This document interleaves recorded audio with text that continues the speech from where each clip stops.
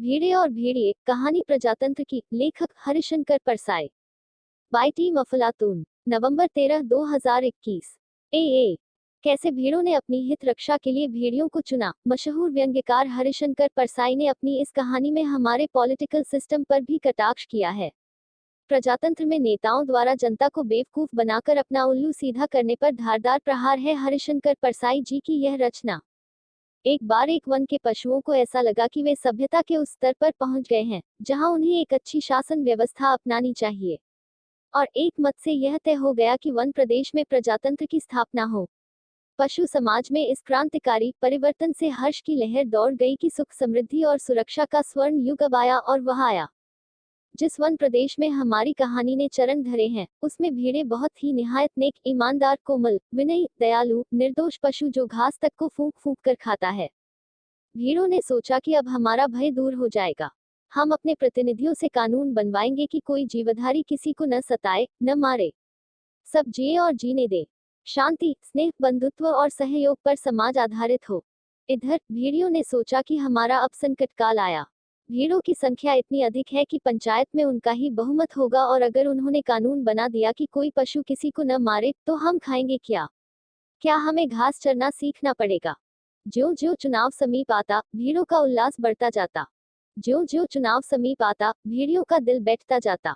एक दिन बूढ़े सियार ने भेड़िए से कहा, मालिक, आजकल आप बड़े उदास रहते हैं। हर भेड़िए के आसपास दो चार सियार रहते ही हैं। जब भेड़िया अपना शिकार खा लेता है, तब ये सियार हड्डियों में लगे मांस को कुतर कर खाते हैं और हड्डियां चूसते रहते हैं। ये भेड़िए के आसपास दुम हिलाते चलते हैं, उसकी सेवा करते हैं और मौके बेमौके हुआ हुआ चिल्लाकर उसकी जय बोलते हैं। तो बूढ़े सियार ने बड़ी गंभीरता से पूछा, महाराज, आपके मुखचंद्र पर चिंता के मेघ क्यों छाए हैं?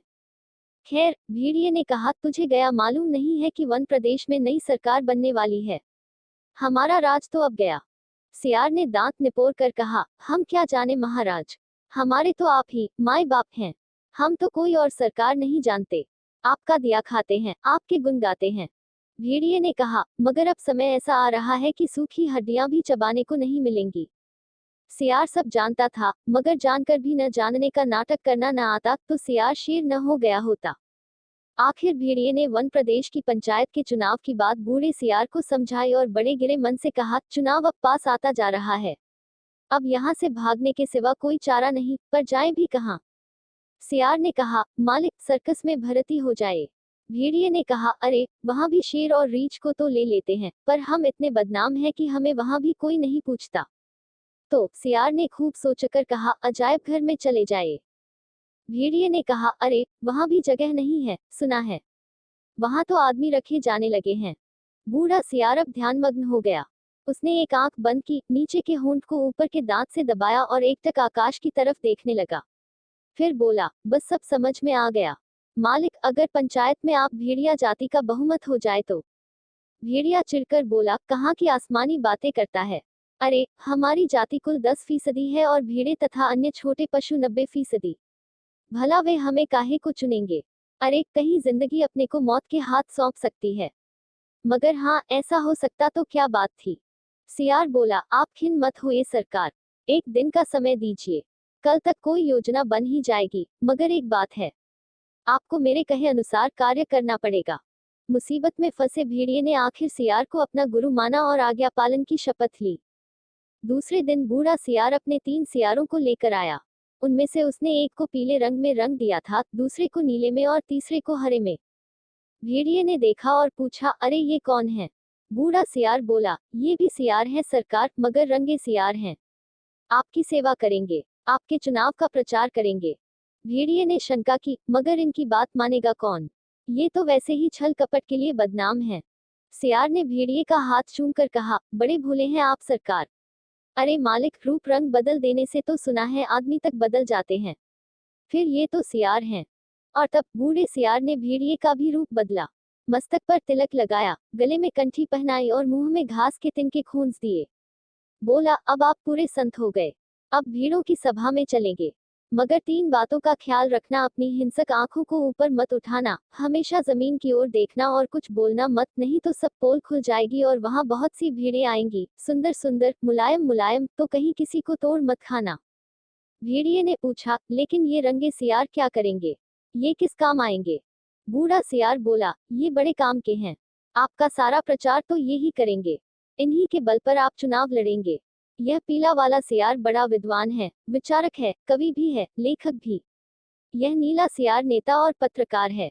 और यह हरा धर्मगुरु। बस अब चलिए। जरा ठहरो, भेड़िए ने बूढ़े सियार को रोका। कवि, लेखक, नेता, विचारक, ये तो सुना है बड़े अच्छे लोग होते हैं। और ये तीनों? बात काटकर सियार बोला, ये तीनों सच्चे नहीं हैं, रंगे हुए हैं महाराज। अब चलिए, देर मत करिए।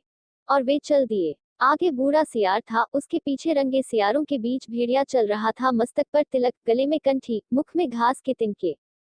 धीरे धीरे चल रहा था, अत्यंत गंभीरता पूर्वक, सिर झुकाए विनय की मूर्ति। उधर एक स्थान पर सहस्रों भीड़ें इकट्ठी हो गई थी, उस संत के दर्शन के लिए, जिसकी चर्चा बूढ़े सियार ने फैला रखी थी। चारों सियार भेड़िए की जय बोलते हुए भीड़ों के झुंड के पास आए। बूढ़े सियार ने एक बार जोर से संत भेड़िए की जय बोली। भीड़ों में पहले से ही यहाँ वहाँ बैठे सियारों ने भी जयध्वनि की। भीड़ों ने देखा तो वे बोली, अरे भागो, यह तो भेड़िया है। तुरंत बूढ़े सियार ने उन्हें रोककर कहा, भाइयों और बहनों, अब भय मत करो। भेड़िया राजा संत हो गए हैं।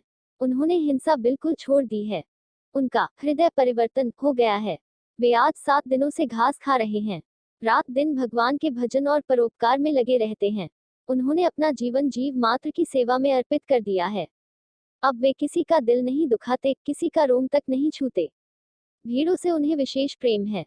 इस जाति ने जो। हेलो फ्रेंड्स, आज का वीडियो यही तक है। आशा करता हूं कि आप लोगों को यह वीडियो अच्छा लगा होगा। हमारे वीडियो को लाइक कीजिए, सब्सक्राइब कीजिए, कमेंट कीजिए। जय हिंद, जय भारत। अगला वीडियो में फिर मिलेंगी।